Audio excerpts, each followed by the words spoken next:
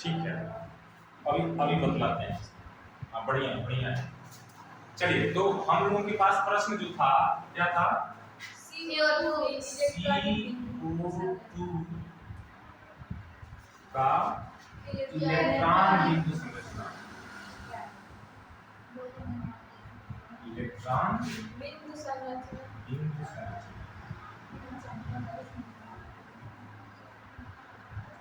इसको ध्यान से देखिए।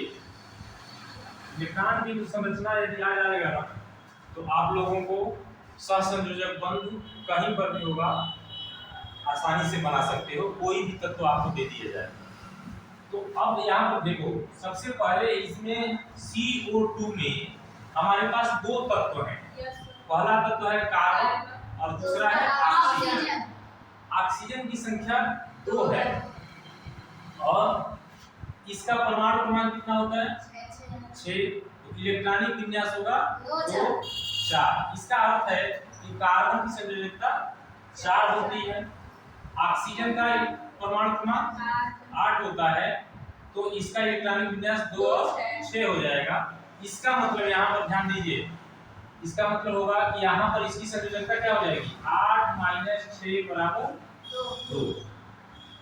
अब यहाँ पर ध्यान देना है, जैसे ये पूछा जाए कि CO2 में यानी कार्बन और ऑक्सीजन के बीच जो CO2 बन रहा है, इसमें कौन सा बंध बन रहा है या कौन सा बंध बनेगा, तो इसका पता कैसे लगाएंगे? जो कल क्वेश्चन दिया गया था ना कि कार्बन और क्लोरीन के बीच में कौन सा बंध बनेगा, तो कैसे बनेगा इसको ध्यान देना है कि सबसे पहले जब हम इलेक्ट्रॉनिक विन्यास बनाते हैं तो इसकी संयोजकता 4 हो गई और इसकी संयोजकता 2 हो गई, ठीक है ना? तो इसको अपना ऑक्टेट पूरा करने के लिए 2 इलेक्ट्रॉनों की आवश्यकता है, समझो, और इसको अपना ऑक्टेट पूरा करने के लिए 4 इलेक्ट्रॉनों की आवश्यकता है। यानी दोनों को आवश्यकता ही है, दोनों लेना ही चाहते हैं। तो जब दोनों लेना चाहते हैं और यह प्रवृत्ति अधातुओं में पाई जाती है, कार्बन और ऑक्सीजन दोनों अधातु हैं, तो कार्बन में ये अधातु में पाया जाता है, ठीक है?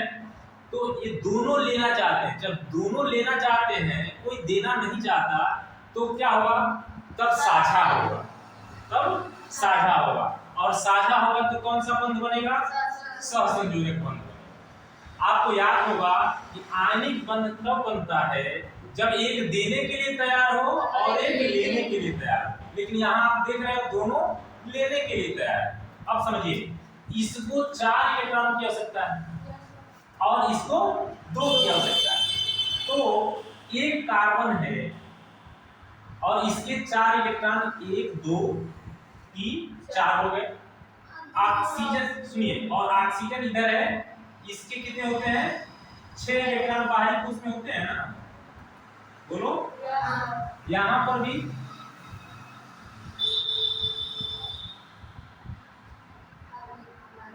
चलिए, तो हमने तो ये बना दिया, इलेक्ट्रॉन बिंदु ऑक्सीजन का बना दिया और कार्बन का भी बना दिया और इसका बना दिया। अब हमको क्या करना है? इस ऑक्सीजन का कार्बन से हम जोड़ा बनाएंगे। तो यदि हम इसको ऐसे सर्किल बना दें, तब आप देखोगे कि इस ऑक्सीजन के लिए 8 इलेक्ट्रॉन हो गए, जिसमें 2 इलेक्ट्रॉन कार्बन का है, और इस ऑक्सीजन के लिए भी ऐसे यदि हम सर्किल बना दें तो इसका भी 8 हो गया ना?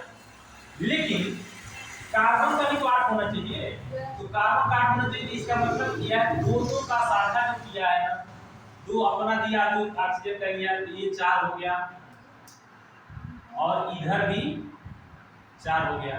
तो इस तरह से आप अब जो दोनों सर्किल में है, इस कार्बन के सर्किल और इस ऑक्सीजन के बीच में जो है, उसी को हम साझा वाला इलेक्ट्रॉन कहते हैं। तो साझे वाला इलेक्ट्रॉन इस O और C के बीच में कितना है?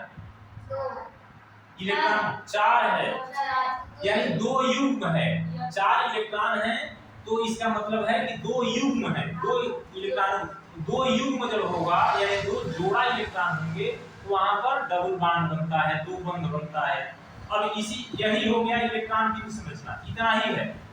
लेकिन इसको यदि आपको आगे लिखना है, यानी संरचना सूत्र में लिखना है, तो आप O double bond C double bond O लिख देंगे। और इसका रासायनिक सूत्र लिखना है तो CO2 लिख, संक्षिप्त में लिख देते हैं। रासायनिक सूत्र से हमें पता चलता है कि इस अणु में कौन कौन से तत्व हैं और उन तत्वों के कितने परमाणु हैं। जैसे CO2 में कौन कौन से तत्व हैं, C और O यानी कार्बन और ऑक्सीजन। और संख्या कितनी है, तो कार्बन की संख्या 1 है और ऑक्सीजन की संख्या 2 है। तो आप इस तरह से इलेक्ट्रॉन बिंदु संरचना किसी भी अणु का बना सकते हैं। आप बनाइए।